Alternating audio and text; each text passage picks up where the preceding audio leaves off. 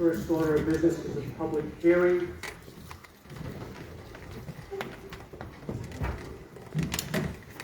LC 44, public hearing and application of Class C rooming house license by TMC Key West LLC at 107-109 Armour Street. Is there anybody here representing this establishment? If you are, please come to the mic.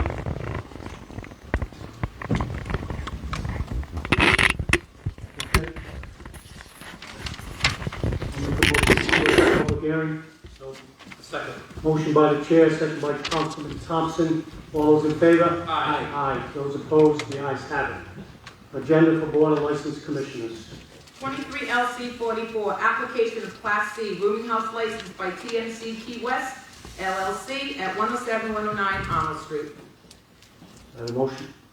Motion to approve for discussion. Motion by Councilman Ward, second by Councilman Thompson. All those in favor? Aye. Those opposed? We are on discussion. Councilman Thompson. I didn't say it. Oh, I'm I sorry. figured maybe there would be some Is discussion. there anybody that has any concerns or questions? Well, I guess I do have a question. Councilman Thompson. Thank you. I guess this property's been, is this a renewal? Madam Clerk? No, it's not. It's a new application. It was held up because the rooming houses are being delayed getting approved, so we held on to it just for clarification, but now that the renewals are coming up, we decided to just go ahead and put them on for approval, but once, they won't get issued until they're actually reviewed by building and fire. Okay, thank you. Thank you. Any other discussion? All those in favor? Aye. Aye. Aye. Those opposed? The ayes have it. Application of license renewal of a license. Council President, Councilman Manseri. I make a motion to approve on the new Class F with entertainment under renewal coin operated machine, pool table, Victualling first class and Victualling second class. Second. Motion by Councilman Manseri, second by Councilman Thompson. All those in favor? Aye. Those opposed? The ayes have it. 23 LC 46, public hearing on 50 applications for renewal of liquor licenses. Motion. Motion by Councilman Susi, second by Councilwoman Gonzalez. Council President? Discussion. Council President? Yes, sir. Could I have Delicia's Cafe taken out of this agenda for discussion? Council President, I'll make the motion, but I also want to pull Charlie's Bar out also. Because the owner has passed away, and that bar is not running as far as I'm concerned at this point. So just for discussion for later from both of these, I'd like to pull both of them out. So right now, we're having a discussion on 48 of the applications, is that correct? 2 of them are being held up. Yes, sir. Any other discussion on the remaining 48? Hearing none, all those in favor? Aye. Those opposed? The ayes have it. Public comment. Oh, I'm sorry. Director? Yes, we're at point Delicia's Cafe. We have 18 calls to service there since January. Some pretty, it's very time consuming for the police department, clearing the bar at night and what have you. We're ready for a show cause hearing. I did discuss that with the solicitor, and was hoping, I'm not sure if this is a procedure for this type of action. I believe there's a new owner taking ownership in this liquor license, and I'm not sure if that's part of his agenda, so I didn't know if we could hold this up until a show cause hearing is about to happen. I know we have some people here going to speak tonight in the open session in front of the council. Thank you. Yes, if you feel that that's warranted, then we will organize that and get that done, because we did all receive, I think, an email from a couple of individuals, at least one, and they have some concerns, and as a council, we would be glad to take your advice and move to a show cause hearing, and we will schedule that. Councilman Thompson. So real quick, I spoke to a couple people over the weekend about this very particular license and establishment. What concerns me is the calls for service, but what also concerns me is, from what I understand, that is, and again, these are just conversations from constituents that happen in the area, but I understand that there's potential drug dealing and gunfire happening at these particular residential neighborhood in Willow Street, which is an area that I merely live in. So, you know, I'm looking forward to having a show cause hearing, having them before us to explain why they believe that their patrons don't fall under their supervision while they're open. So, I do look forward to having that discussion. Thank you. And Solicitor, if you could contact Public Safety Director and get the formal complaints from him, and we can set this up. Sure. Thank you. Any other discussion? Hearing on, thank you. Public comment. Please, if we could do a favor, there's a lot of people here, if we could just kind of form a line so people know where we are. State your name and your address, please. Council President, Yes. was there one other matter that Councilman Thompson had pulled up? Charlie, excuse me. Councilman Thompson. So from what I understand, Charlie has passed away and the bar has not been opened. The license would have been in his name. I believe, from what of my understanding from a few constituents in the Fairmount area, that bar itself has been closed for the time being. I think that someone should come. Is this an automatic renewal? It is not. So someone's requesting it. Yes, let me explain. They did come in to renew. They put the renewal under the estate, and we accepted it because they're going before probate, and the actual establishment is going to be sold during the probate. So we allowed them to just go ahead and renew the license up until the probate is resolved. So, But they had no intention of opening, but they wanted to keep the license going just in case they decided to open before it got sold. But under the estate of the owner. so Council President, I still would rather maybe put this on for November 20th so I can get some more information from the people in the area, Sure, if you don't mind. Just we'll hold off till November 20th. we can do that, and their license is held, as we stated earlier. They don't get renewed till December 1st anyway. Okay. Because obviously with a license, it could be a corporation, it runs with an individual, right? That's kind of where I was going. It runs with an individual, so if there's no individual, that means it's an estate, anyone could just open it up and start running it. And they're not, there hasn't been a determination by this board that they're a responsible person. Maybe we could have the conversation offline too about some of the stuff that's come to me on this. Okay. Thank you. Okay, so we now are back to public comment. And again, please keep the comments in good taste, and we appreciate it. Thank you. And please use the mic. My name is Rhonda Sharon, 1025 Park Avenue, Woonsocket. I'm sure you guys all know why I'm here.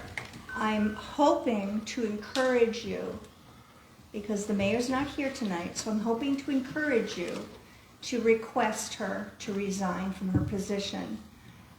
It seems as though she's right on schedule with her saying that she was going to do this again, and she did.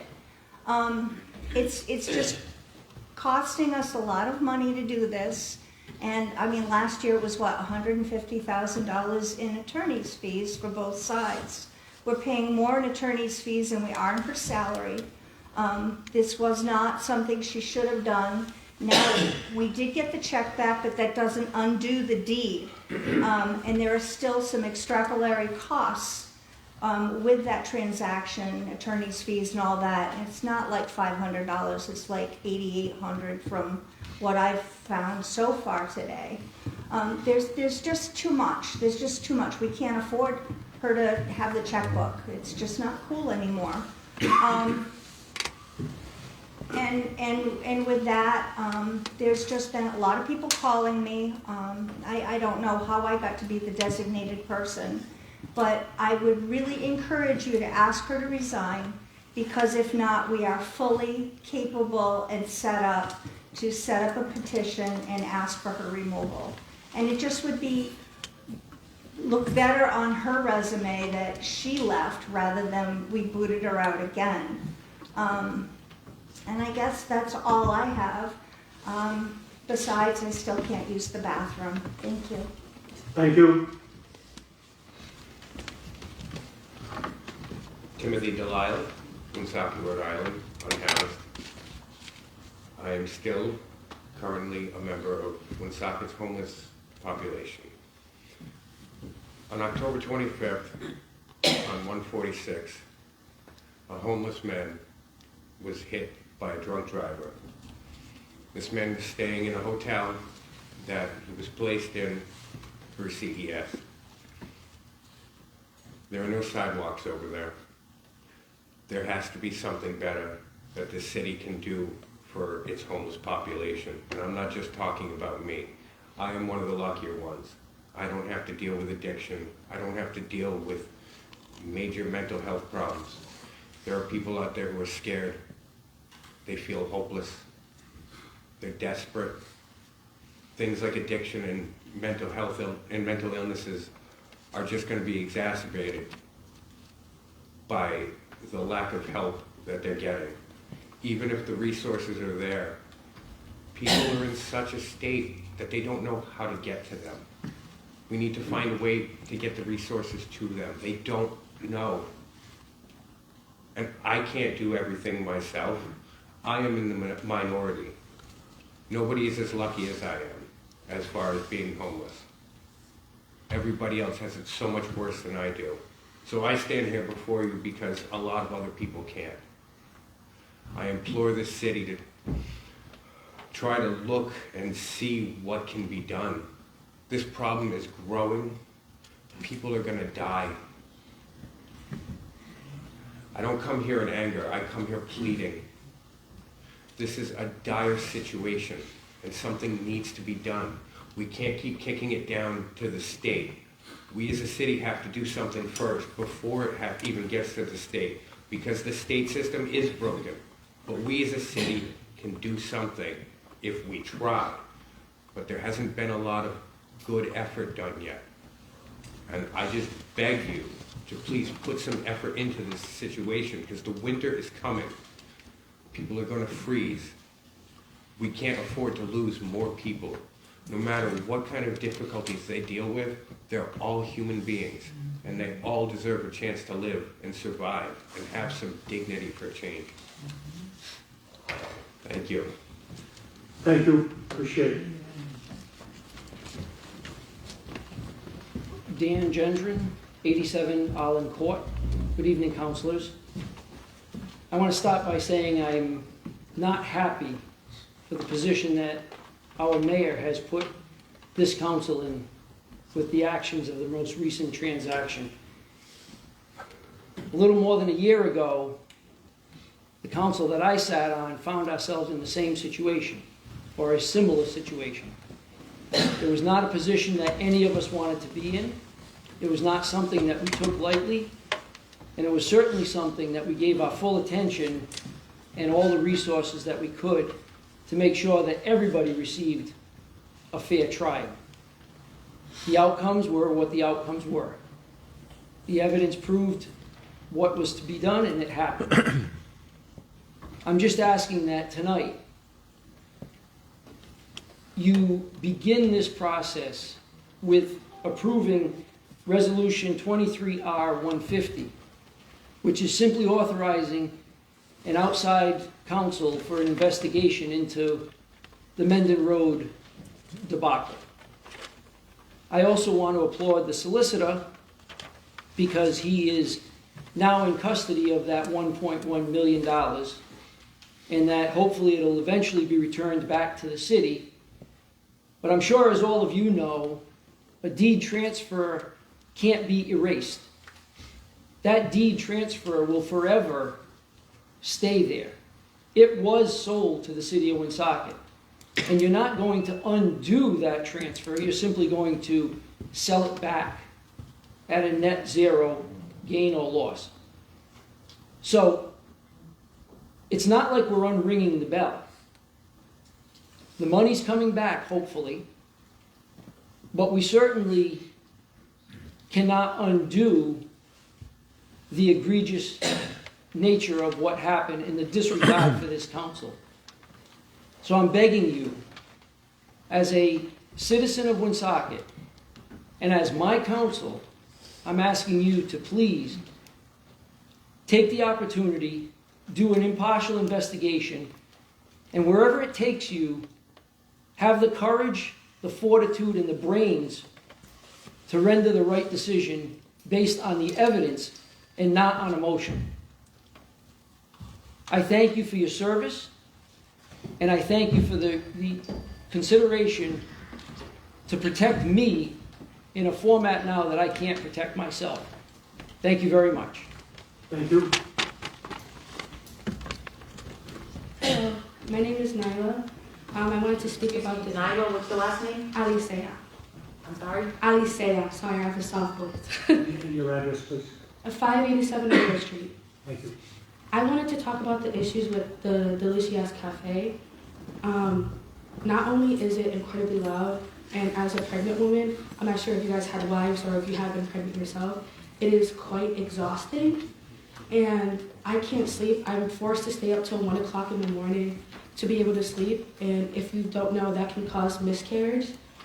And it's not just the noise pollution. It's the fact that there's brawls outside. I've been kicked out and been threatened to be tased by the security guards.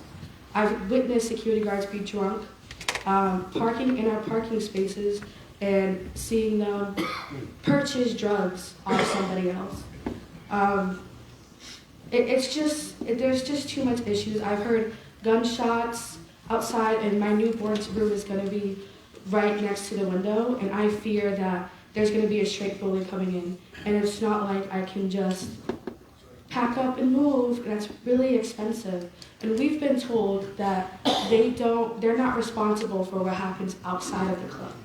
And I've spoken to them personally many times, and I was told that I was, quote unquote, stepping on his toes and ruining his business for simply asking to put the music down.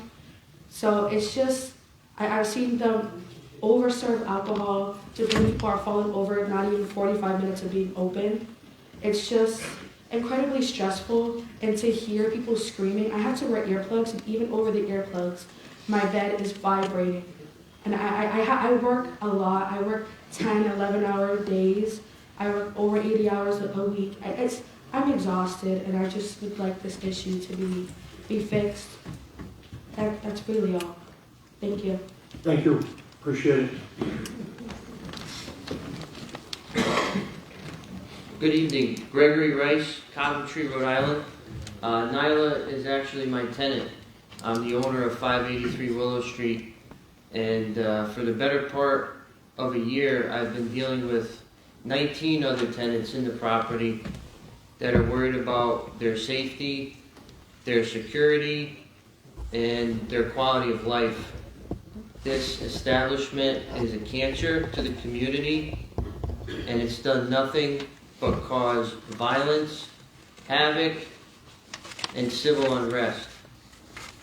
In my opinion, this establishment is not what it used to be. This used to be Toulouse. You would get a burger, you would get a beer, and you would go home. To Woonsocket, you would go home. To North Smithfield, you would go home to Lincoln. This establishment is bringing in people from Worcester, from Fall River, from New Bedford, Brockton, Taunton, Providence. These people have no vested interest in our community. None at all. They come, they excess in alcohol, drugs, commit their crime, and they go home. And if they don't stop, somebody's going to get hurt, somebody's going to get killed, somebody's going to get raped. It's a terrible, terrible situation. Thank you. Thank you. Hi, my name is Christopher Cruchon. I live at 558 Willow Street. This is my first time at one of these meetings, so please forgive me if I'm ignorant of the semantics, but I just want to add to what the last two speakers said, Nyla, and I'm sorry I forget your name. First of all, what he said, all of these people at this establishment, they don't live in Woonsocket. As like he said, they have no stake in the good of the community. It's not like it's one night a week. It's 2, 3, 4 nights a week, into 3, 4 in the morning, brawls every single night. I've heard gunshots multiple times over the last several months. And the cops come, but as soon as they leave, it starts up immediately again. There's too many people for them to control. And the bar says that these people are not their responsibility.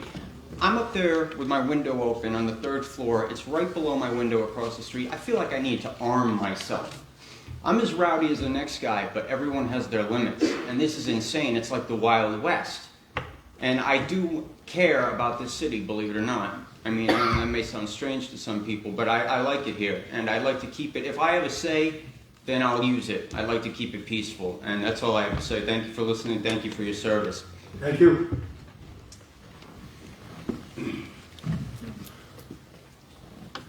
Hi, my name is Sydney Couchon. I also live at 558 Willow Street, and I also don't usually come to these meetings, but I felt like I had to just to like kind of speak for my own safety and my own peace of mind, just because, I mean, it's already a city where, you know, as like a young woman at night, you don't really want to go out walking at night, but I at least felt safe like walking from my car to my house.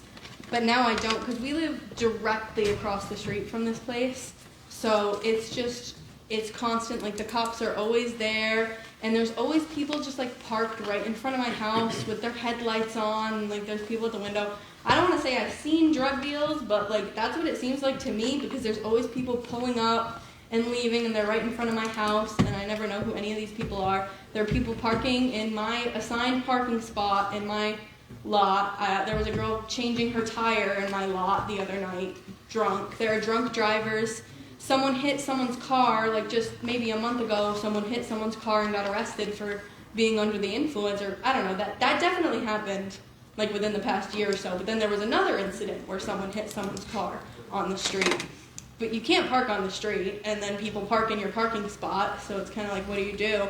And yeah, it's constant fighting, screaming, arguing, and it used to be sort of a peaceful street, you know, and now it's like really, really bad over there. So yeah, that's all I have to say. Thank you. Thank you. Appreciate your comments.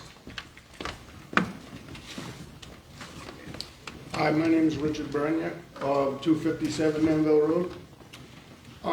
I share the adjacent parking lot with this establishment, the same establishment everybody's been talking about. We've had people urinating in our yard, not even trying to hide it, like out in the open. We've had people blocking our driveway, like they'll park literally in front of the driveway, not allowing people to come in. We've had people in our apartment building who have had a car turn around in our yard, hit their car, and then take off. We've had gunshots fired. My daughter, there'll be no parking most of the time. She used to park out in front of the house. There'll be absolutely no parking up the whole street.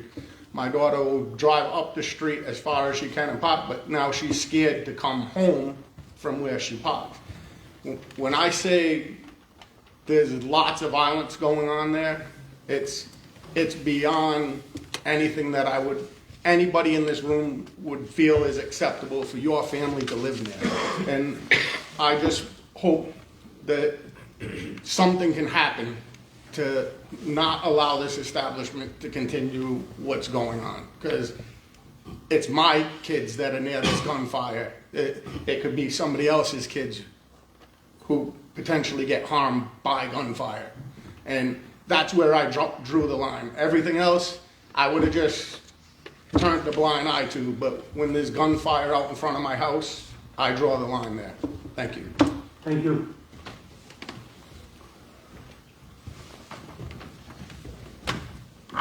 Good evening, Frank Souza, Warwick, Rhode Island. I'm the property manager for 587 Willow, where Delicious Cafe is located. A lot of our tenants from adjacent buildings are here. Mr. Rice with an adjacent building as well, and I fully support what they say. For the better part of the last year, I've been trying to work with them, code enforcement, zoning as well, to try to get them to fix what they are doing incorrectly, and they're just not doing it.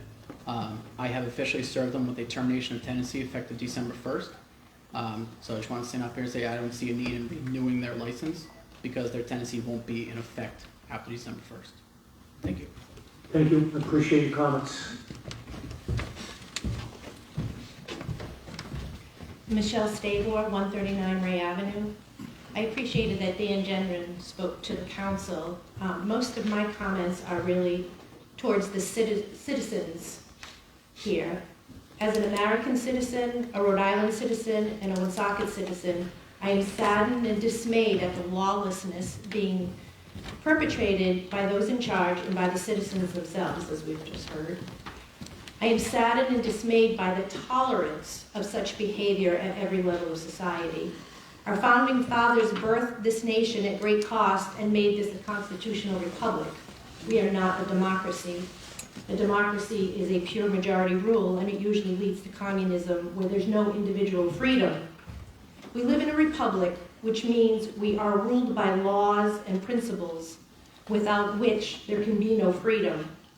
James Madison said limited government alone is inadequate for our nation. Benjamin Franklin said only a virtuous people are capable of freedom. John Adams said our Constitution was made for a moral and religious people. It is wholly inadequate to the government of any other. George Washington said, reason and experience both forbid us to expect that national morality can prevail in the exclusion of religious principle. Yet there are people today who think liberty is license and that morality is unimportant or irrelevant to politics and economics. As nations become corrupt and vicious, they have more need of masters, said Benjamin Franklin.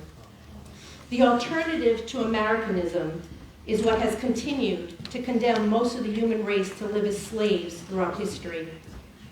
It is the idea that human rights are privileges dispensed by an oligarchy according to the unlimited rule of men, that the state and federal government should control or own our nation's capital with all its economic activities directed from a central power, and that morality is inconsequential and that security is preferred over freedom and opportunity.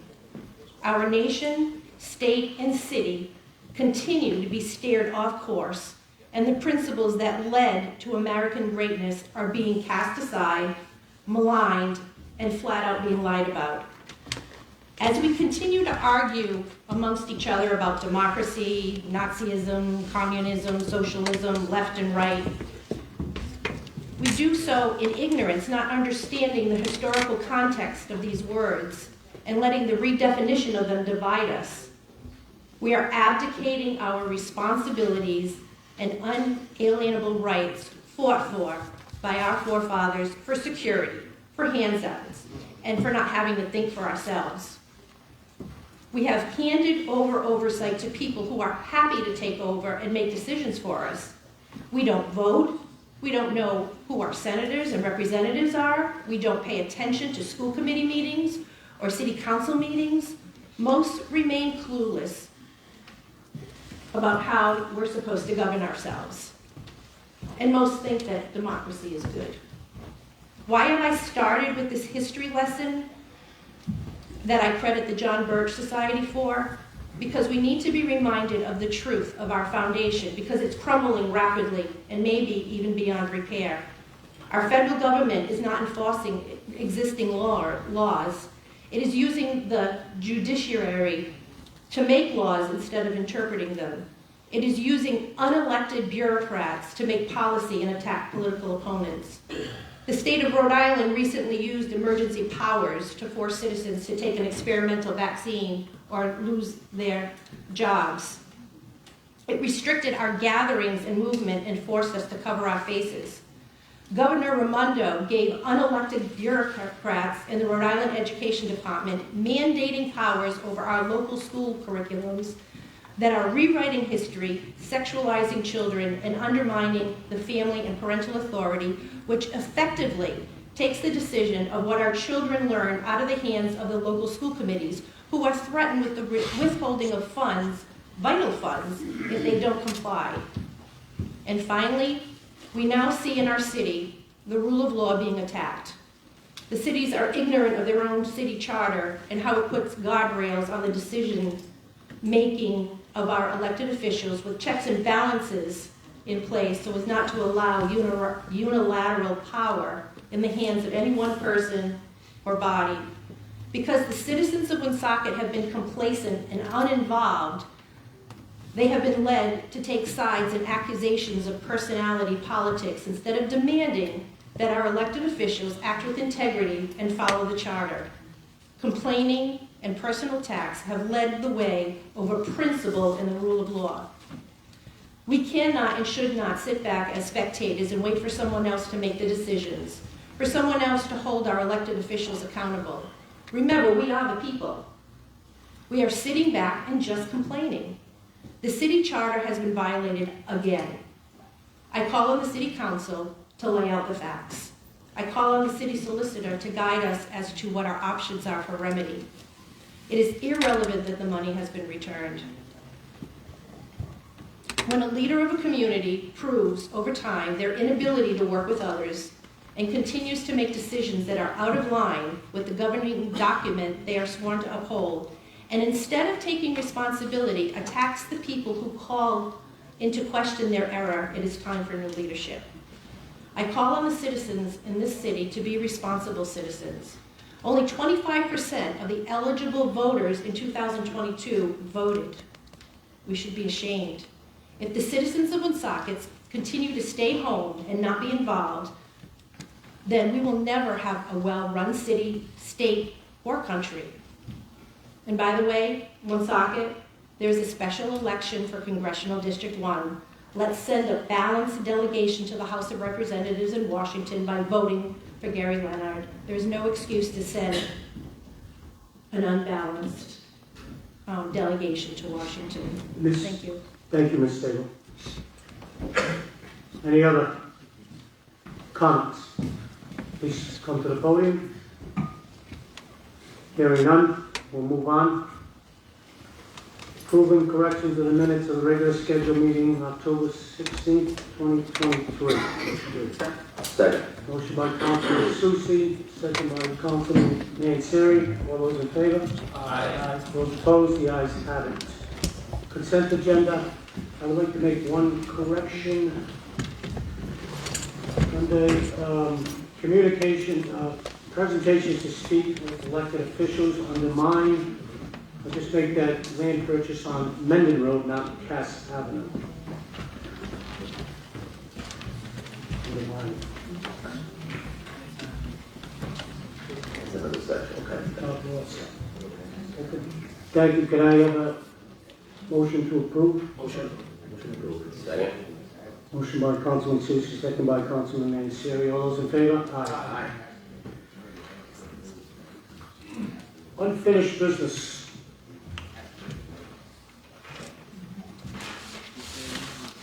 23059, an ordinance to authorize the mayor to enter into certain agreements for payment. Motion to approve. Second. Motion by Councilman Thompson, second by Councilman Ward and Councilwoman Gonzalez. Discussion. Council President. Councilman Thompson. This goes back to the pilots for the social clubs. Again, I will be supporting this fully. Thank you. Thank you. Any other discussion? Council President, Councilwoman Gonzalez. did we not say that we were going to start off at the 50? You changed it. It was amended. We amended it. Okay. Okay, sorry. Any other comments? Council President, I just would like my name added to this.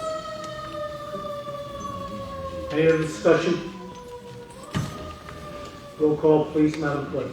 Councilwoman Gonzalez? Yes. Councilman Manseri? Yes. Councilman McGee? Yes. Councilman Susi? Yes. Councilman Thompson? Yes. Councilman Ward? Yes. President Bochamp. Yes. The ordinance passed for the second time, 7-0. 23060, exempting the Dignity Bus operation from all provisions of the City of Woonsocket Code of Ordinances, Appendix C, zoning. Motion to approve? I'll second that. Motion by Councilwoman Gonzalez, second by Councilman Thompson. Discussion. Council President. Councilman Thompson. I did, if everybody remembers 2 weeks ago, and Vice President Gonzalez, you were out here, I did pass this for the first time, but I did have a couple concerns that I'd like to bring up here. And maybe Councilman Ward can help me a little here. I went through the zoning ordinances last night, and under mobile homes, it's not permitted in any area. Are we essentially changing this to just allow this one item to happen? I know you drafted it with the Vice President, I'm just trying to understand it correctly. I believe part of the problem is I'm not sure that a bus that is converted exclusively for sleeping would constitute a mobile home. There's no cooking facility. It's not really that mobile. It's not intended to be mobile. And so it was something other or outside of what would be easily described in any one pigeonhole in the zoning code or the category. That's why, because it was so vague, I thought it was, if we were going to do anything, it would be to simply say we're taking this action to allow it to exist. Okay. Without trying to identify specific exemption, more just the general exemption, because we really can't find anything that it fits in terms of description. So I have one more for you, Councilman Ward, if I may. Say we pass this time, which I'm fairly certain it will, should we still go out for public comment into zoning after we pass it, so they give the blessing and we actually have it zoned for this area at this point? Well, I think this just so we make it it's not essential, but frankly, I think if there was public comment to be made, it would have been made when we first passed this, and 2 weeks hence that we get to this meeting. The whole point of two passages of ordinances like this is that the public can digest what comes before us the first time we pass it and consider if they have any objections in the intervening time, for which I don't see any such objection at this point. I think people are waiting to let this bus operate so we can see what it brings and what it holds for us and what it accomplishes. So we will just wait for the solicitor to free up this time to be able to finalize the contract with Community Care Alliance and get this show on the road. And then we'll see what happens with it. But otherwise, I think it would have been damaging to the potential for it to have any objections raised based on trying to pick a spot in zoning to object, where this simply eliminates that need. And as I said, people have had the opportunity to come the last 2 weeks, and I have not heard that objection to it being where it is. I mean, there are some people who object. We did have a concern expressed by a neighbor, and it's going to be incumbent on the city and Community Care Alliance to make sure that that neighbor is protected and addressed. Agreed. Thank you, Councilman Wood. Thank you, Council President. Thank you. Council President? Councilwoman Gonzalez. So thank you, Councilman Ward, for your help with this. And it really, the initial intention was to go through zoning. We know that having gone through zoning, approaching the winter, because of the process, it could have put us months way down and not be able to service the community during this winter, and that's something that we definitely do not want. And then the other question is, we're creating something absolutely, there's nothing that exists. This is not a mobile home, and it does fall closest to like an RV, but it really isn't, our RV. So because there was nothing in existence is why we've been able to put this forward, and I was comfortable because of what Councilman Ward has alluded to, which there's 2 public comments that were open during both meetings, that anyone who had any objections or any concerns, they were open. We go through the Open Meetings Act. Everybody sees the documentation and what's on the agenda, and the opportunity was given. So I'm really comfortable moving forward with this exemption. I'll tell you that that I did have some communication today with the solicitor and with Community Care Alliance, and we're hoping to wrap up the contracts within the next week or so. And the other thing that's being worked on is the plumbing, which they got some of the final details. And as soon as the contract is done, that's gonna be finished and we'll be ready to move forward. Thank you. As far as the public comment, I did go out and talk to the neighbor that came here a couple of weeks ago. And her backyard is adjacent to where the bus will be and where the people come in and out of the Old Holy Family. And I told her that there will be opportunity or input from them through the council to the solicitor to, iron out, making sure that it's secure with the Community Care Alliance, it's maintained, it's clean, all the things that we're going to dot the i's, cross the t's on this. And, we will be very proactive in making sure it's done right, because the neighbors, there is concern.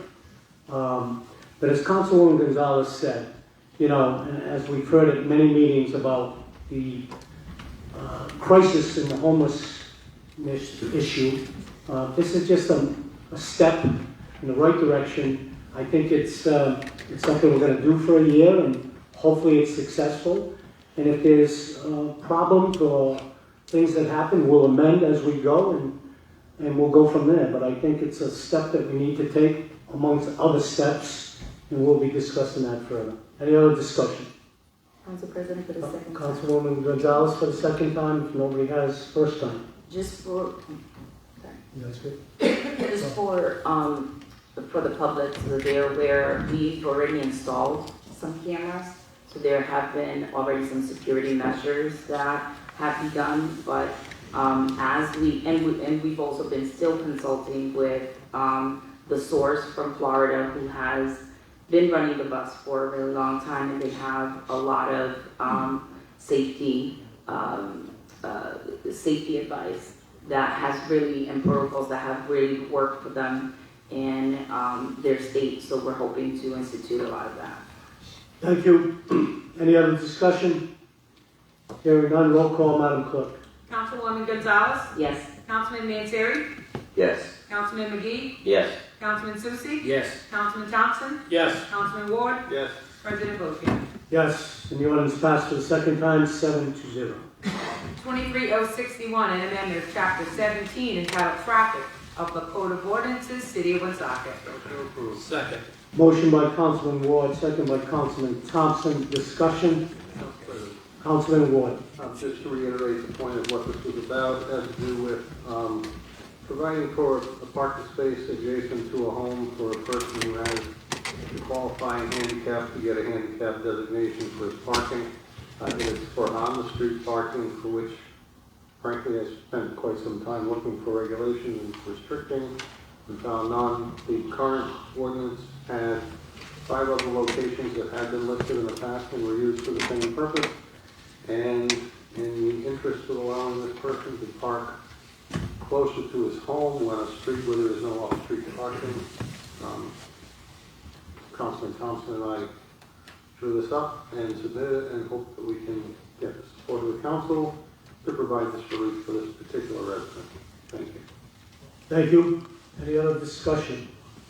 Council President, Director? I know that we were supposed to have our ADA officer go out there and take a look at it. They did have a chance. Unfortunately, we only finished vetting that today. I have the copies, actually forgot to bring them up here, the memo from the ADA officer on this. If you could vote on it now, or you can wait till I can run downstairs and bring those copies up, but he did do a full report on this. The conclusion was it was not supported by the ADA officer the way it's being presented. Unfortunately, I'll get it out late this afternoon, I'm sorry. Thank you. President, Councilman Thompson. Again, we discussed this the last time. And personally, I understand that there's some ADA compliance issues that the city thinks that we need to comply with. We merely are giving the guy a parking space. The guy can walk. It's not that he's in a situation. I see this happen in Boston. I see this happen in Cambridge all the time, that there's plenty of handicap spots without any openings at sidewalks and stuff like that. I'm not interested in this particular, so I want to move forward on this to help the two residents on that street. Thank you. Councilman Ward? I'm not sure what exactly the violation would be or the exception. I would think it's not acceptable. As Councilman Thompson says, we've done this in the past. Communities all over the state do it. It's to provide somebody who has a disabling condition that has more to do with the distance walking, not the fact that he needs a ramp or anything of that nature. And every regulation I saw related to parking for handicapped spaces had to do with restrictions and spatial arrangements made for access to the vehicle and getting in and out of the vehicle on private property in parking lots, not street parking. I was not able to find anything that had any kind of restrictions on providing a restricted use on a parking space on the street. I dare say this is probably no different than establishing an ordinance that would allow for resident parking for people who have a tag on their car. Within certain neighborhoods where there's limited amount of off-street parking. You can go all over Boston, you see signs that restrict parking to resident parking only. This is no different than that. It's simply a restriction to a specified group of people, not even this person in particular. But as it happens, it will happen to be in front of his house on a street that does not provide off-street parking. And I think it's a reasonable accommodation for somebody who has a need. Thank you. Thank you.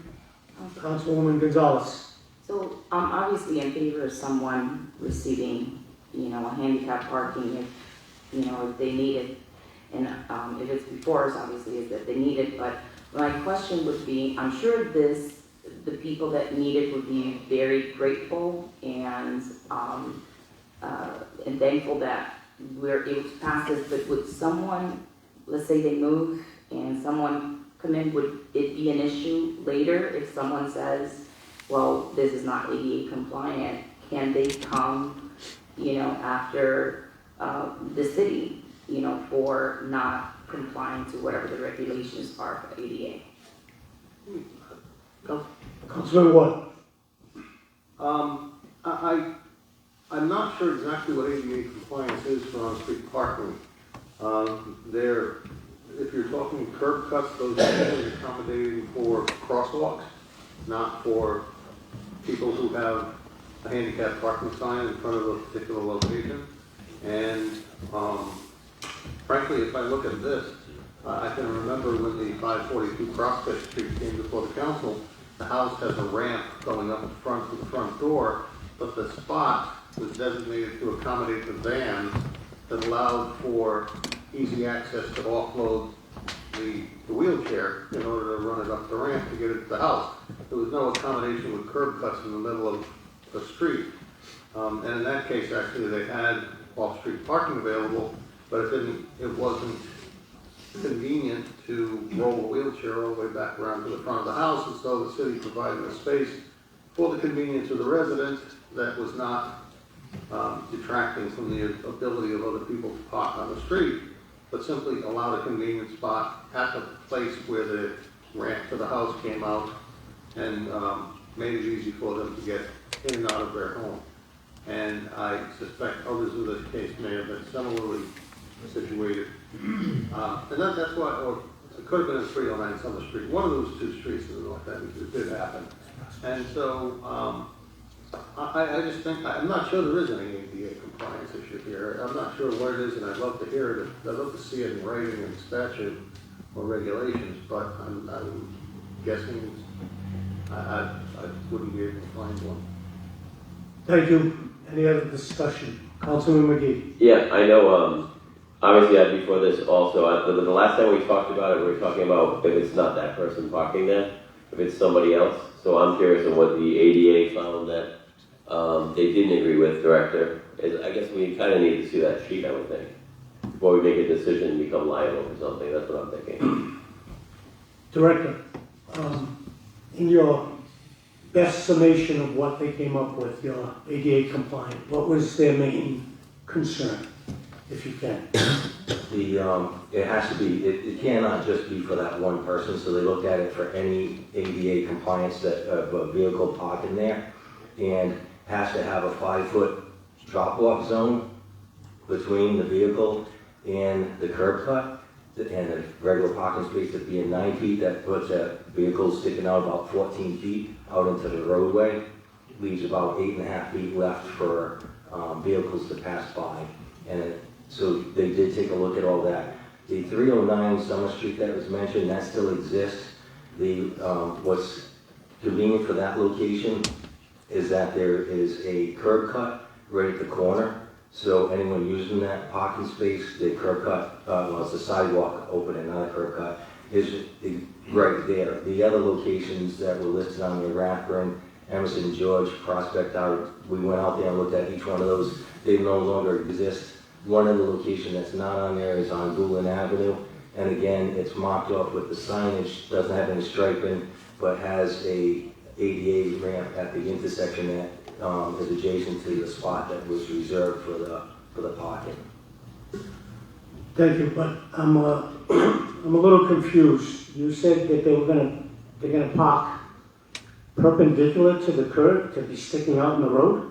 Parallel. So they say that between the curbing and the edge of the vehicle, it's got to be a 5-foot drop-off zone for anyone who... And then the width of the vehicle, 8-9 feet? And then the width of a typical vehicle being 9 feet, is that you could have that situation at that location. I've never seen that. I mean, I know that we passed, I was on the council when we did do the 562 Prospect Street, and it was just a matter of a convenient spot in front of their residence in case many people had cars and there were no off-street parking available. That's basically what we're doing here. You know, I think we're conflating two things. Crosswalks, yes, we need ramps, we need ADA compliance, public, private parking lots, you need certain restrictions for width, drop-off zone for a van, all that stuff with striping. I don't think this is in the same situation. I appreciate your comments, you know, and I know we're all busy, but you know, if we would have had that information prior to this meeting, maybe it would have made a difference. But I think we're going to move on this if there's no other discussion. Council President? Councilman McGee. Maybe we amend it for when that guy moves out, whoever that person is. In other words, do it, but then amend it so that if he moves out, he lets the city know. Okay, thank you. Any other discussion? Roll call, Madam Clerk. Councilwoman Gonzalez? Yes. Councilman Manseri? Yes. Councilman McGee? Yes. Councilman Susie? Yes. Councilman Thompson? Yes. Councilman Ward? Yes. President Boccia. Yes, and the ordinance passed for the second time, 7-0. New business. 23062, establishing a tax stabilization agreement program for supermarket development in Woonsocket. Motion to approve. Motion by Councilman Manseri, second by Councilwoman Gonzalez. Discussion. Council President? Councilman Manseri. Thank you. So this is a program in regards to tangible taxes to incentivize supermarket development in the city. Obviously, this has been a topic of discussion for some time. I know many city staff has been working aggressively at this. I passed a zoning change to help supermarket development back in my first term on the city council. And this idea came up in a conversation that we had in the mayor's office about different initiatives. And we all, Councilman Thompson and I and the administration agreed that this was something that we should look into. So I drafted this up. There were some comments provided by the assessor's office, which was also helpful.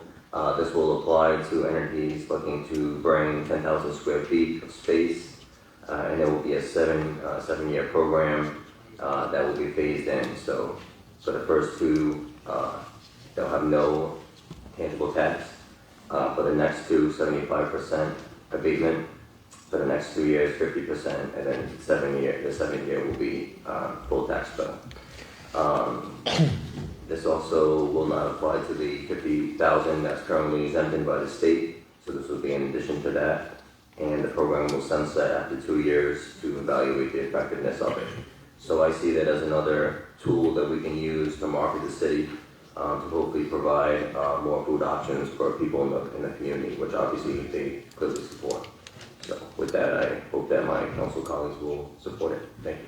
Thank you. Any other discussion? Council President. Councilman Thompson. Mr. Pagliarini, the only concern I have here is, we're not gonna do the, for price right, Councilman Manseri. So I'm making the discussion between Councilman Manseri and Mr. Pagliarini.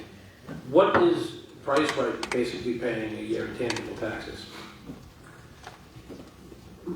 My recollection is that price rate is approximately $1.5 million in value, which would be about $75,000 a year in property, intangible personal property tax. Okay. So, Councilman Manseri, your intent is for somebody new? Is that the intent? Yeah, so this would go from this point forward, from the point that it gets passed to 2 years after that gets, this ordinance gets signed. That would be the time frame for a newer expanding business, yeah. Okay, and one last question, Mr. Pagliarini. Correct me if I'm wrong, that the legislation that came from the state legislature would not benefit a new supermarket in the city because they'd have to be established by a certain time frame, correct? Well, we're in the weeds on that. I'm part of a task force right now that the Rhode Island Association of Assessors is working with the Division of Revenue because there's some flaws in the recently passed legislation. It appears as though right now the way it's drafted, reimbursement will be for the delta between December of 22 and December 31st of 23, and that the city will have to offer the $50,000 credit for any new business going forward, but will not be reimbursed for those businesses that account for growth. So our baseline reimbursement will be as of December 31st of 23. So if we are wildly successful and all types of business move in, the city has to give them the $50,000, but as it's currently drafted, we will not get reimbursed for that $50,000 for all growth. And the rationale between the leaders at the State House was that you'll still get reimbursed for those businesses that close. So they look at it as a $50,000 trade-off. So as some businesses leave the city and new businesses come in, they feel as though we'll be made whole. They've asked me to help draft new legislation for January to try to fix some of these things. I've already given them my first submission. So to answer the question specifically, we're not going to get any reimbursement right now as things stand for any new business that comes in as of January 1st. We're going to give them the reduction, but we're not going to receive anything back from the state. Perfect, isn't it? Thank you. Thank you. Any other discussion? Council President. Councilman Ward. Councilman Manseri, for purposes of getting a sense of how large the space is, I just did a quick measure on the now closed Rite Aid building on Social Street, which is approximately 11,000 square feet. So that's essentially the size we're looking at. Correct. For a business who would be moving into either an ownership situation or a lease situation. Correct, and there is a point too of a waiver. If, like, say somebody comes in at 9,500 square feet, we can do a waiver with a resolution. So I put that in as well too. Okay, and the amount of total floor space used for the sale of food within a business, is there some specific definition of what constitutes a supermarket as opposed to a grocery store, which is, or a special purpose store that sells some food and some other things as well? I mean, where does that definition break down for purposes of this ordinance? Or even, well, actually the state law is more in general, but for purposes of this question, maybe the assessor can tell me what a supermarket is compared to other businesses that sell food in a significant portion of their floor space. If I may try to answer that, Council? Yes, go ahead. All right. we use the word, and I did review this, and I had written that I would rather see on my notes on today, where we say 10,000 square feet of space. I think building floor area is a better terminology than space. But to the councilman's question, that could be in 7,000 square foot retail shop with 3,000 square feet of back room. So as long as, I believe Councilman Manseri's intent is as long as the building footprint, the leasable or fee area is 10,000 square feet, it's eligible. If we get into I'd like for the record, legislative intent as I understand it, is that CVS sells food. If they put up a 16,000 square foot store, but that's not their primary occupation, they're not going to be eligible. They are akin to Section 2 that says entity convenience stores and similar mini markets, such as those as gas stations and pharmacies, would not qualify for this.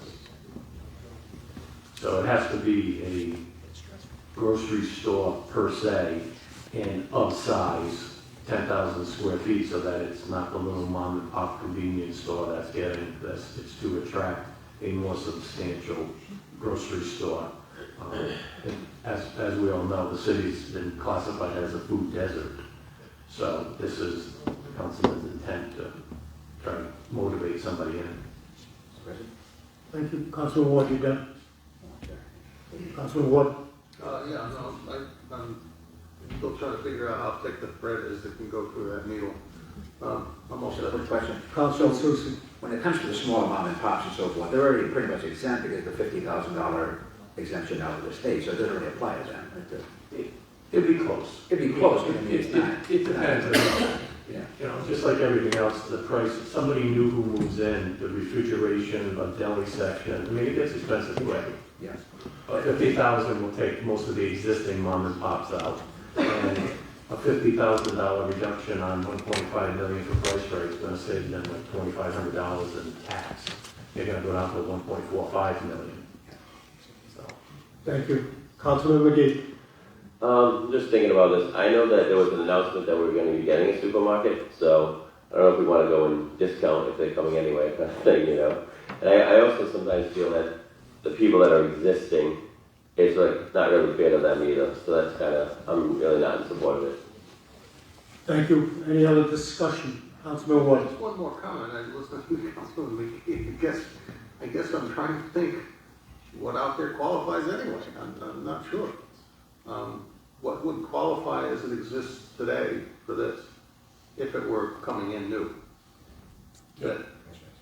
Is my price right? Yeah. And I'm not sure what the square footage is. 31,000. Price rate occupies 31,000 square feet to the best of my knowledge. Yeah. Okay. So that's so. All right. I just wondered because it's like Councilman McGee said it, but there's one business basically that exists already. You know. Okay. Thank you. Any other discussion? Roll call, Madam Clerk. Councilwoman Gonzalez? Yes. Councilman Manseri? Yes. Councilman McGee? No. Councilman Susi? Yes. Councilman Thompson? Yes. Councilman Ward? Yes, I'll look forward to seeing who moves in. President Bochamp? No. And the ordinance is passed for the first time 4-2. 5-2, excuse me, I can't write.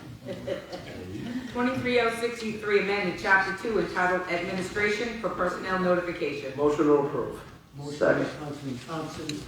Motion by Councilman Thompson, second by Councilman Manseri. Discussion. Council President, Councilman Thompson. and I would like to be added as a sponsor to this legislation, please.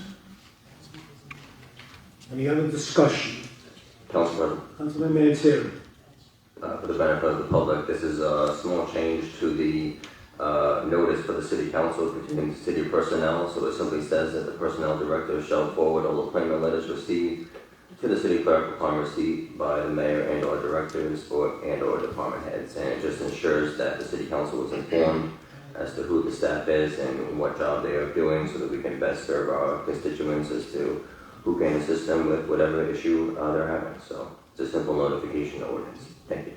Thank you. Any other discussion? Roll call, please, Madam Clerk. Councilwoman Gonzalez? Yes.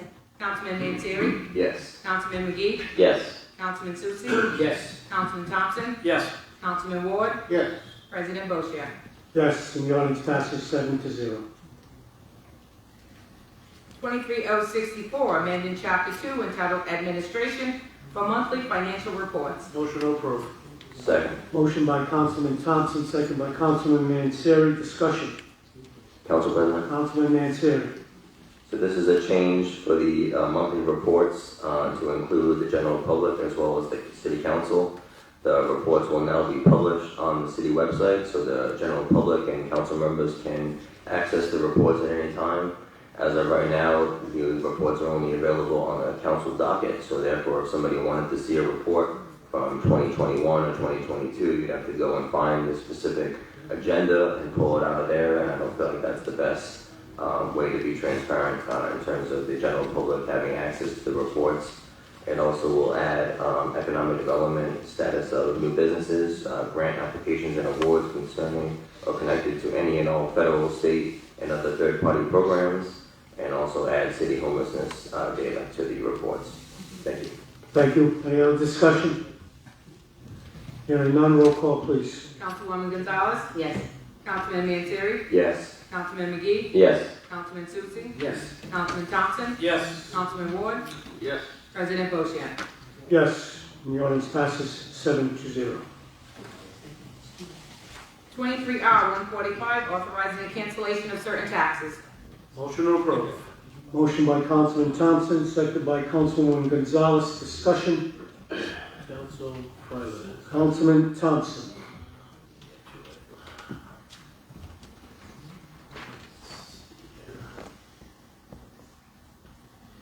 This is an abatement for $20,423.28. Looks like there was a bunch of tax roll issues that we have had fixes. That's it. Thank you. Any other discussion? Council President. Councilman Ward. Just for our interest, I know there's some of these things that I've spoken with the assessor about, but maybe the assessor could give us a general overview of the kinds of things that we've included in this particular statement, because they're things that I think are interesting and applicable, some of it very old. What's going on is that the council authorized the amnesty period to begin on October 15th. And we know that we sent out over 5,000 delinquent letters, predominantly motor vehicle intangible, obviously. Many came back as undeliverable because so much time has gone by. But what we're finding is a lot of people are contacting us, and we're taking a lot of what I'll call uncollectible receivables off the book. These are, I can't collect money if somebody passed away and their family's providing obituaries or death notices and we're canceling the bills. If accounts are 15, 20 years old, we have the right to cancel them as the statute of limitations has gone past. And it's a lot of processing of paperwork, people calling based on the letters that they receive. The next month, you'll see some large tangible abatements that should be coming through that are unfortunate, in my opinion, that they were ever billed. So predominantly all of these, none of them are refunds. It's all a paper transaction that we're not going to collect something we thought we were years ago. But it's not a refund from the city, it's just lost accounts receivable, which is never pleasant, but we're finding a lot of people where we're forcing them or asking them to come in and prove to the best of their ability, but you know, who's got the record that in 2004 the vehicle was repossessed? So I draw the line and not arguing with somebody over $27 from 15 years ago. So at that point, it's being abated. Thank you. Any other discussion? Hearing none. Roll call, please. Councilwoman Gonzalez? Yes. Councilman Manseri? Yes. Councilman McGee? Yes. Councilman Susie? Yes. Councilman Thompson? Yes. Councilman Ward? Yes. President Boshian. Yes. And the resolution passes 7-0. 23R146, granting permission to use city property. Motion to approve. Second. Motion by Councilman Thompson, second by Councilman Manseri and Gonzalez. Discussion. Council President, Councilman Manseri. this is giving permission to Jerry's Local and Boutique to hold the 3rd annual Spring Fashion Fete. And I know it's a little early, but there's nothing I like to do better than in November than look forward to June. So I know there's a lot of planning that goes along with these events. So she wanted me to push this forward so that she knows that she has permission to do the event for next year. So thank you. Thank you. Any other discussion? All those in favor? Aye. Those opposed? The ayes have it. 23R147, authorizing the award of a contract for the gravity thickener internal improvements at the wastewater treatment plant. Motion to approve? Motion by Councilwoman Second. Gonzalez, second by Councilman McGee. Discussion. Council President. Councilman Thompson. Director, I see what's in front of us here. The only ask that I'll have going forward, I know that we've had a lot of discussions about the wastewater treatment center. I'd like to personally sit down with you just to try to get a better sense. I know we've all had a good sense of what is in front of us, but I'd like to try to lock down some more of the upgrades that we're gonna have to do, just so I have a better sense of how much we're gonna have to spend over the next year while I'm on the council. So if we could make that happen, but I'm in favor of this right now. We gotta get it fixed, so, thank you. Thank you. Any other discussion? Council President? Councilwoman Gonzalez. This is a reminder to the public, and I believe as we discussed, this is not a part that you can order somewhere. This is a custom-made piece that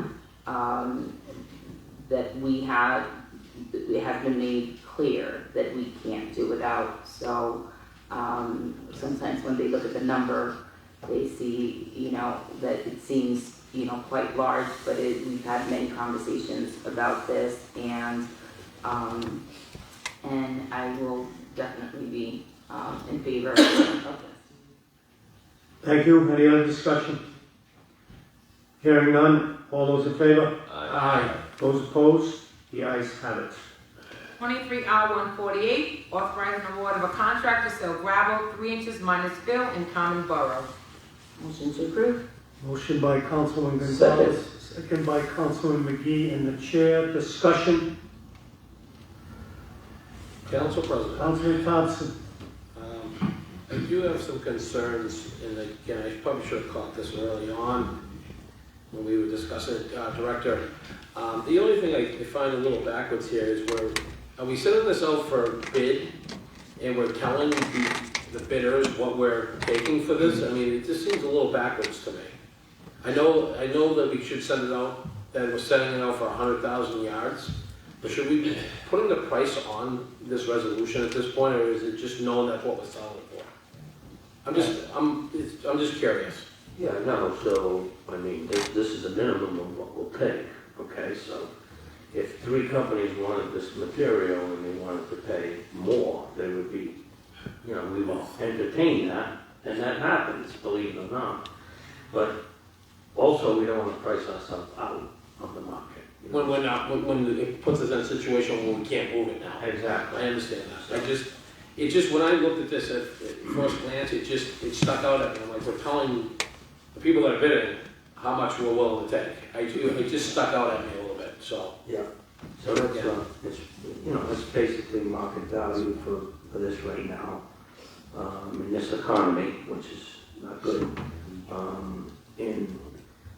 We're at the stage in the project now where we just want to, we want to proceed incrementally. We just don't want to just say, just take whatever you want. So this is 100,000 yards is nothing to sneeze at. So after this is consumed, then we'll see what else that we have left, and we'll proceed, right? And you're building a field, right? Absolutely. There you go. Yeah. Thank you. Any other discussion? Hearing none, all those in favor? Aye. Those opposed? The ayes have it. 23R149, instructing the administration to issue a request for proposal to contract with a real estate broker firm for the marketing and sale of former All Saints Church property. Motion to approve. Second. Motion by Councilman Ward, second by Councilman Thompson. Discussion. Council President. Councilman Ward. I submitted this tonight. I simply wanted to move this along if that's what's going to happen here, because I know we had talked earlier some weeks and weeks back about proposals that haven't been received and nothing seems to have come from it. And just recently I heard that there were agents that were marketing this property, but because of our success, I think in the past, I think it would be in the best interest of the city to simply turn this over to someone who bids to take on the task of marketing this property and move it along, as it were, and I think they would be more efficient than we are able to be. Thank you. Thank you, Councilman Thompson. I just want to add myself as a sponsor to this legislation. Thank you. Any other discussion? Council President, Councilwoman Gonzalez? do we have anyone here that might have any updates with some of the conversations that were previously happening about the purchase of this?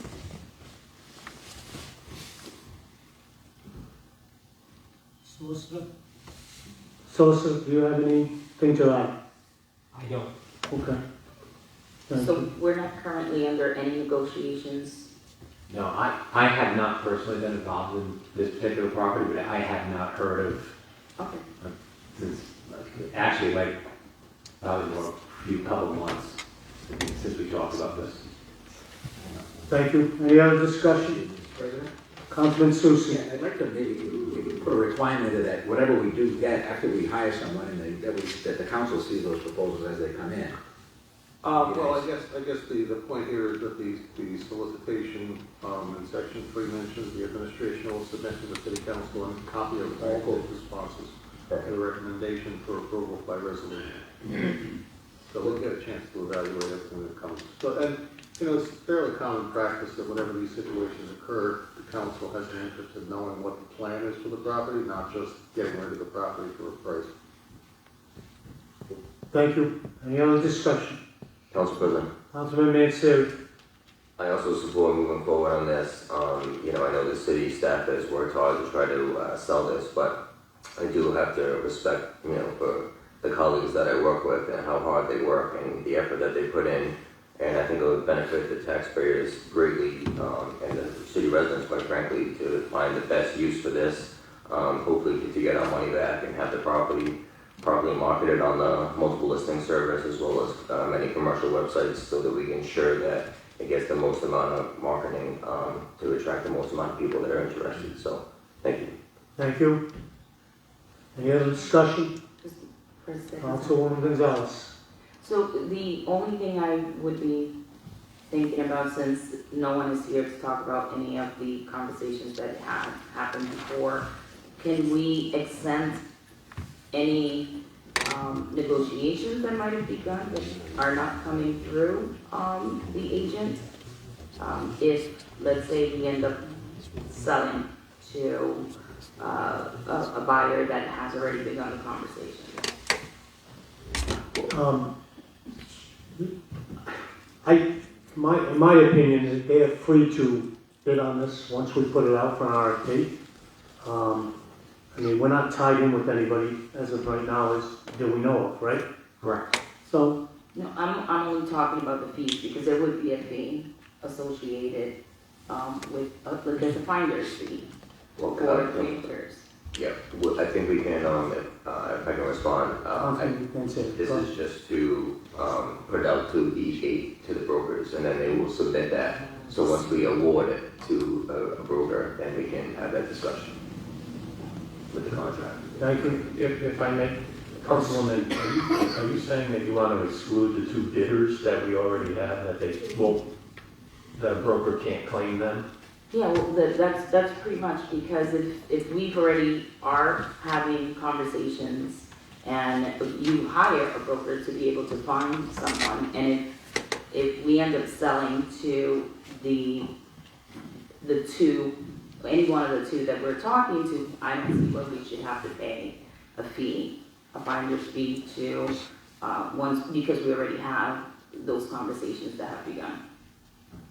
So I think what we're trying to do is, with the legislation is, we're gonna put out the RFP, real estate brokers and brokerage firms will make, a bid, and then it'll come back before the council, and then we'll enter into a contract at that point. And if we still have viable buyers or interested parties, that can be part of the contract, if we carve out someone, we can discuss that. Thank you.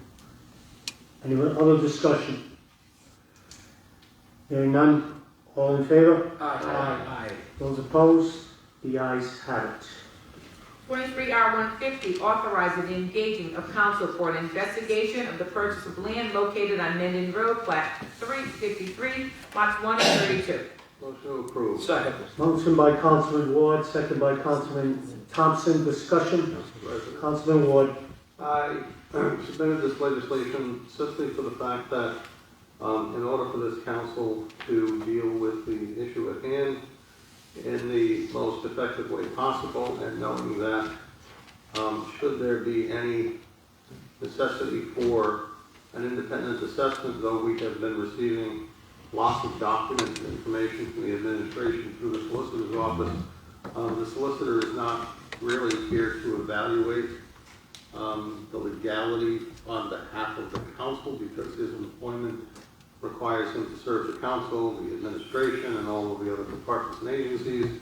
And in the interest, I think, of this council, should we ever have to make decisions about this transaction, it would serve us better to have an independent council advise us by collecting all of the documentation and data from the solicitor's office, evaluated against local ordinances, charter, state statutes, et cetera, and provide a report to us so that we have something to base any decisions we may have to make in the future on something that is compiled in an objective way. And I think by way of comparison, not to speak to any qualities or any purposes that were similar or dissimilar, but simply that it was similar to what the Board of Commissioners at the Housing Authority did when they felt they had a need to investigate something. They went to outside counsel in order to evaluate it independently from the other sources of counsel, even so far as say that the solicitor, who may have been compromised, and he tried to render opinions on their matters. So I'd ask that we support this and get it out to solicitation so we can begin the process of collecting the data and information for a report that ultimately we can provide publicly to the city. Thank you. Thank you. Any other discussion? Council President. Councilman Thompson. I'd just like to add myself as a sponsor to this legislation also. I am in full support after the last couple of weeks. I will be speaking on this at communication, but I will be supporting it. Thank you. Anybody else? Discussion? Council President? Councilman McGee. Yeah, how do we go about finding that person if we go through with this? What attorney would it be, or how do we go about that? If I may? Councilman Ward. I believe it would simply follow that we would, because attorneys are not necessarily required to go through a public bid process, we can ask the solicitor to provide us to look at other firms who may have specialties and experience in municipal government. And again, it calls for a qualified Rhode Island attorney in good standing, appropriate experience in municipal government. There are a variety around that do not serve Woonsocket but serve other communities. And I think we can obtain a list of other solicitors from other communities and other attorneys who specialize in municipal and state government situations, and then put out an invitation for them to express an interest in what they're looking to do and get responses back and see what they're offering in terms of time and rates, etc. And then the council can evaluate that ourselves and make a decision about who may be in the best interest of the council. So ultimately, are we picking the attorney, or will the solicitor pick the attorney, I guess? I think we would use the solicitor as a guide to find us attorneys who have experience, reasonable experience in municipal government. And then the council would make the selection, because the person or the firm that would be doing this would be working for the council in order to be separate and independent from any other body, because it would be a report for the council's use and for the council's purposes. So I would say it's asking for assistance because of his experience and the knowledge he has in order to give us a list of reasonable choices to make, and then we can ask our council president to have a letter prepared in order to solicit from interested parties a proposal that they may offer if they have an interest, and then we'll see what comes back to us and we'll make our choice accordingly. Thank you. Thank you. Thank you. Any other discussion? Council President. Councilman Manseri. I'm also going to be supporting this here tonight. This is something that I think none of us are looking forward to, but I do want to give my appreciation to Attorney Lapazera, who has done a great job of trying to put together the documents, and I think will save an awful lot of time and money to put all this together for us and help us make a determination on this. I also want to recognize the amount all the people that have reached out to us about this issue. Your input is valuable, and we do appreciate that as we go on this unfortunate venture, I guess is the best way to describe it. So that's all I have. Thank you. Thank you. Anybody else?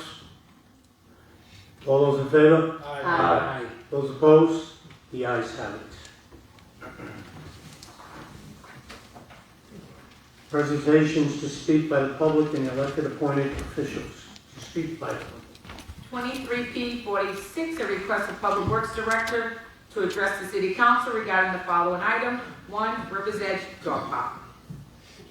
So I'll just address the River's Edge Dog Park. So the City of Woonsocket Highway Division cleaning crew applied the binder to the River's Edge complex last week. So this will make the dog park a year-round facility and creating a possibility of a dog park there as well in the future. So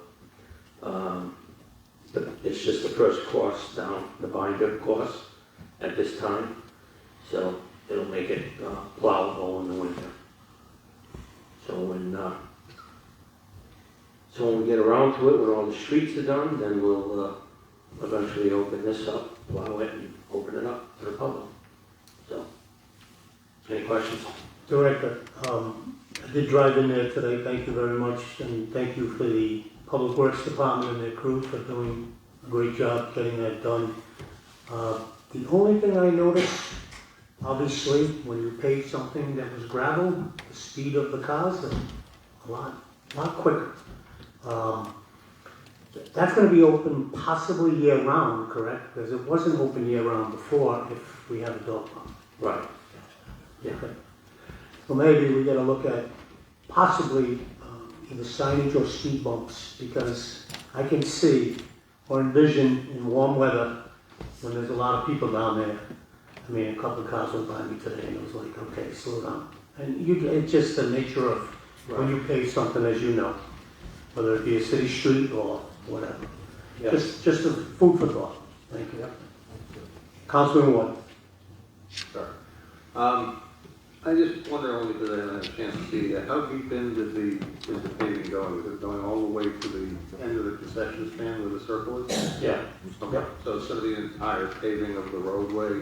Everything. And parking areas? Yep. Everything that DM permitted, the circle down to the end.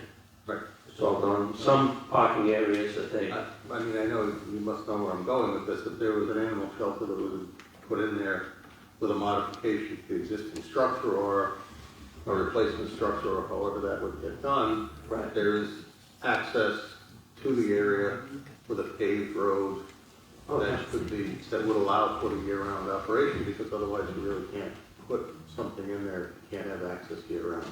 That's correct. And that, I suspect, is part of the goal of this paving operation. Yeah. Thank you. Any other discussion? Any other comments, I should say? Thank you, Director. And number 2 item? No, I'm good, we can discuss that. Okay, thank you. 23P47, request of Councilman Manzeri to address the council regarding the following items. 1, 23R57, solicit bids for real estate brokerage firm. Council President, I'd like to withdraw my communication. Thank you. Your whole communication? Yes, thank you. Thank you. 23P48, request of Councilman Thomas to address the council regarding the following item, Mendon Road land purchase. Thank you, Madam Clerk. Thank you, Council President. Council colleagues, I want to address a serious matter that has been weighing heavily on my mind. The recent purchase of 4.9 acres of land for $1.13 million on Mendon Road by the mayor and her administration without any notification, discussion, or approval from the city council has left me deeply concerned. And I believe it is crucial that we discuss this issue openly and honestly.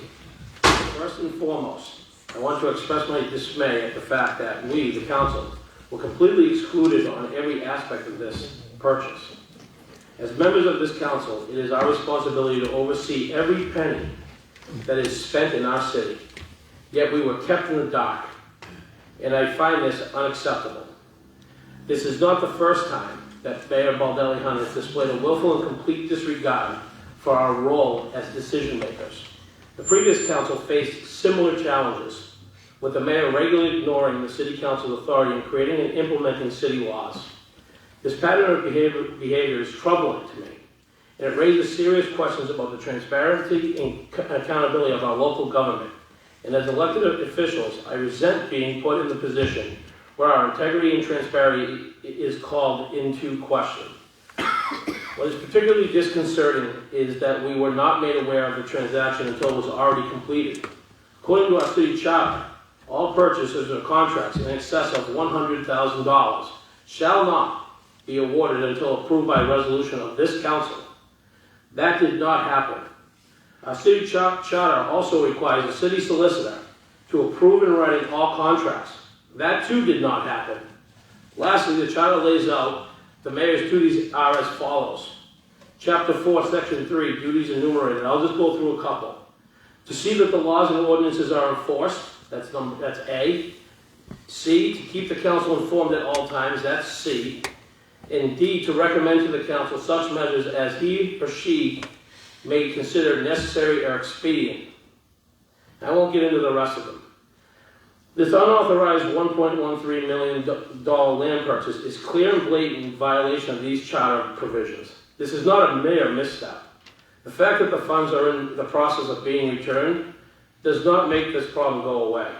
If someone robs a bank and returns the money 2 weeks later, guess what? They still robbed the bank. How can we fulfill our duties as council members if we are not even informed of the major decisions, particularly those involving expenditure of over $1 million of public funds? Furthermore, this transaction was initiated when our current council was not even seated. This lack of communication and inclusion is deeply troubling to me. We have been diligently serving on this council for 11 months, and not once did Mayor Baldelli-Hunt, Director DeBrois, or Director Johnston inform us about this impending purchase. The lack of transparency undermines our ability to effectively govern and represent our constituents. I must also highlight the fact that no appraisal or environmental analysis was provided. This is a blatant disregard to due diligence and proper protocol. We have a responsibility to thoroughly assess the impact value of such transactions. And the absence of this crucial information is simply unacceptable. Despite my repeated requests, the administration has failed to provide necessary communications and documentation regarding this property. The lack of cooperation is deeply concerning and raises even more questions about the administration's actions. Colleagues, we cannot sit idly by and allow this to continue. We have the power to investigate and hold accountable any officer, department, or agency of this city. It is our duty to exercise this power and demand truth in the facts. I will not be deterred by any claims that we are interfering. These are tactics used to conceal the truth, and we must not tolerate them. Our city deserves better, and it is our responsibility to provide better. Let us come together and demand the transparency, accountability, and respect that our constituents deserve. We cannot allow this pattern of exclusion and secrecy to persist. It is time to take action and ensure that our voices and our role as council members are respected and valued. Thank you for your attention to this matter. And with that, I have some questions for the directors that clearly serve at the mayor's pleasure and not the city's, in my opinion. If I could ask a few questions to the directors, Council President. You may proceed. Director DeBrois, I understand that you may deem my questions to be interfering in the conduct of your department, but I need answers to the following questions, most of which require a yes or no response. Number one, did you sign and execute an official closing documents in connection with the $1.13 million purchase of a vacant land on Mendon Road from R&K Building Corporation?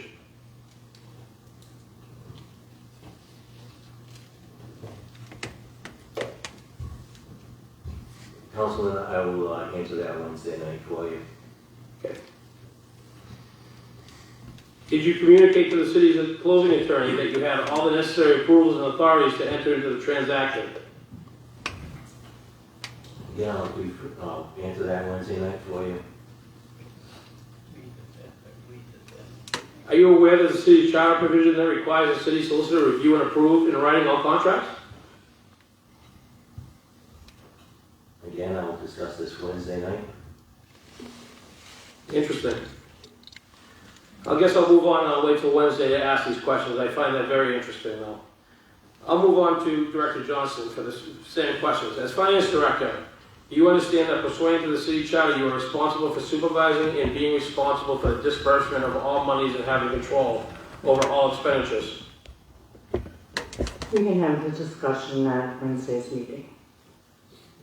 As the Finance Director, do you understand that the pursuant to the city charter is your responsibility to audit and approve before payment all bills, invoices, and payrolls, and other evidence, claims, demands, or charges against the city or the city department or agency, and determine their regularity and legality and correctness? Wednesday? Okay. So, again, I will ask these questions Wednesday, Council President, but it just leads me to believe, in this particular instance, these are public questions that the public wants answers to. And I'll leave it at that. And so, I'll ask the solicitor a question. Were you aware of this transaction before Saturday, October 21st? The fact that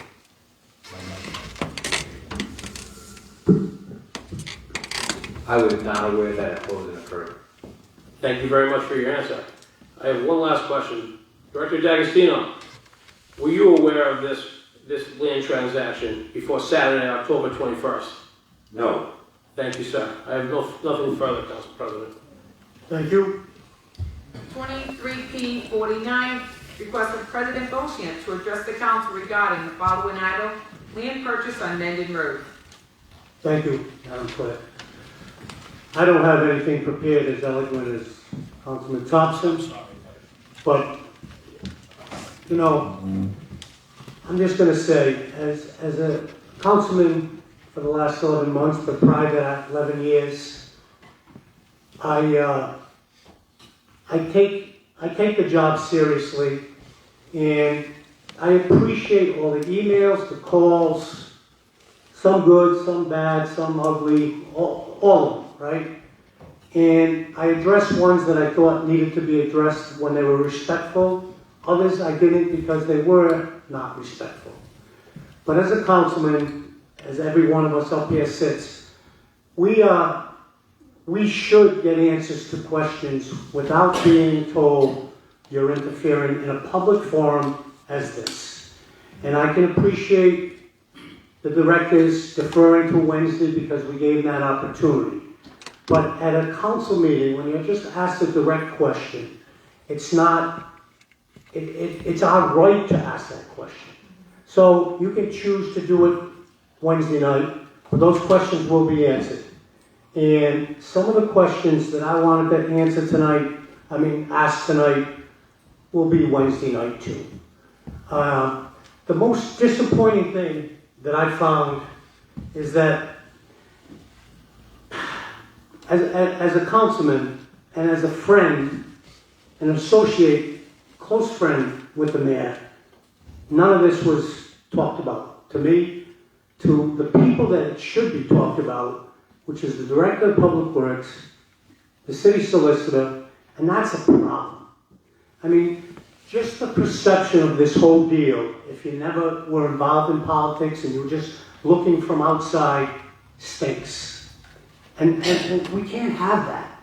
You know, of all the good things that we've done, this council, prior councils, Councilman Ward and myself for many years, it gets like washed away with something that we're seeing now. And it's just, it's sad, really. It's really sad. And, you know, my main concern with the mayor is her health, because we all know what happened recently, right? 4 months ago, 5 months ago. And I know the pressure that she's under, the pressure that directors are under, and the pressure that we're under at times. And it can be unrelenting, whether people say the truth or not. I mean, you can't believe everything you hear, as I said before, on the internet. You can't believe everything you read. And we're going to get to where all the facts come from. And I give great credit to our solicitor, who immediately was proactive in saying this was not done properly. And he got to the bottom of things in emails to us as council people. And I respect that, and I thank him for that. But again, everywhere I go, and you know, I'm in construction, I drive around a lot, there are people talking to me that have no idea about what goes on in Woonsocket except whether they see in the papers or see in the news. And I can tell you, it's disheartening to say, today, I'm from Woonsocket, when we have this happening. That's a problem. So I'll leave it at that. I appreciate everybody working hard. And we'll get to the bottom of this, and we'll figure out where we're going to go. And thank you. Councilman Ward. Just a moment to be time. Yes. I think the public knows I'm the sole survivor from the last election that voted to remove the mayor, and I just want to thank all of the members of this council for taking an open-minded approach to being determined to get to the bottom of this transaction and do what I think we all think and believe is the right thing in this situation. And I am optimistic that this council will treat this issue appropriately. And thank you all for having the strength to put up with what we have to go through. Thank you. Council President. Councilman Mansur. I have a question for the solicitor. So you heard Councilman Thompson's questions for the employees, and those questions are going to be answered in closed session, and the minutes will be sealed.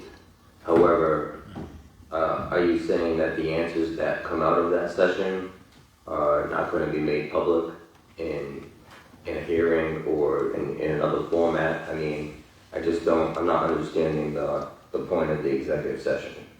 I guess I know that if it was based on job performance and character and physical, mental health, I mean, that's one thing, but we're trying to just get answers as to what happened and how it was happened. So I know that it's posted already, so there's not much debate about it, but I'm struggling trying to find how that applies to this case. Sure. Solicitor, before you comment, Councilman Mansur, we will have a public session after our closed session to answer questions that can be answered in public and should be. I think that was the misstep that I had last time, that we need to discuss some of those things in public. As far as personnel, as far as job performance, they have a right as employees to have that in a closed session. And that's where that's going to go. There'll be other discussions, as we just heard. But I think, and the solicitor can opine on it, as one council person, we will have those answers made publicly that can be made publicly, as far as questions to how this transaction went. Solicitor? Agreed, so if we were dealing with job performance, okay, and things of that matter, so that could be held in an executive session, at the request of the employees. However, that said, their answers as to facts as to what happened, those are gonna be made public. Those facts are gonna be made public, right? So I don't want the public to think that answers that are given in executive session as to facts, as to what happened or what didn't happen, is gonna be kept from the public. The public's gonna have the right to know, and they will know. It's just that there's some overlap here. So I think you're gonna ask some questions, and then they go to job performance, or why things happened and didn't happen. That's fine, they have that right, they've exercised that right. I put them on notice, and they exercise that right. But I want the public to know, and I want the council to know, that those facts will come out. So you will guide us as to how to, what can be revealed? Yes, absolutely. Okay, thank you. Thank you. If there's no further business, then make a motion to adjourn. Second. Motion by Councilman Thompson, motion by Councilman Anseri, second by Councilman Thompson to adjourn. All those in favor? Aye. Those opposed? The ayes have it. Thank you.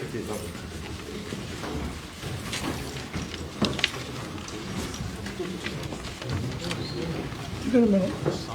You got a minute?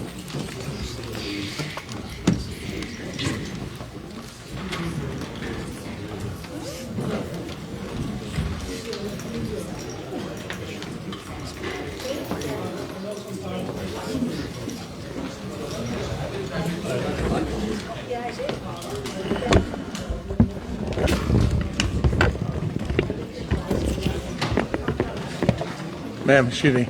If those questions actually are directly respond to facts,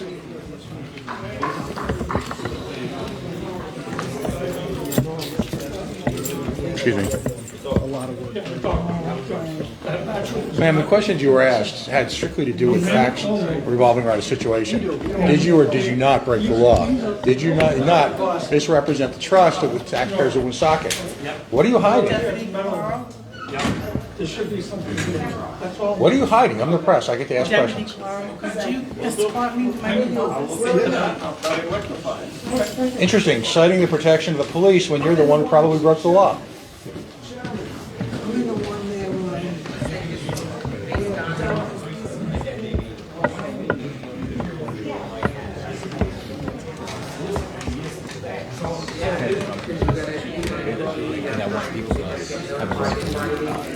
Sir, I have to ask you, these questions tonight represented a matter of fact.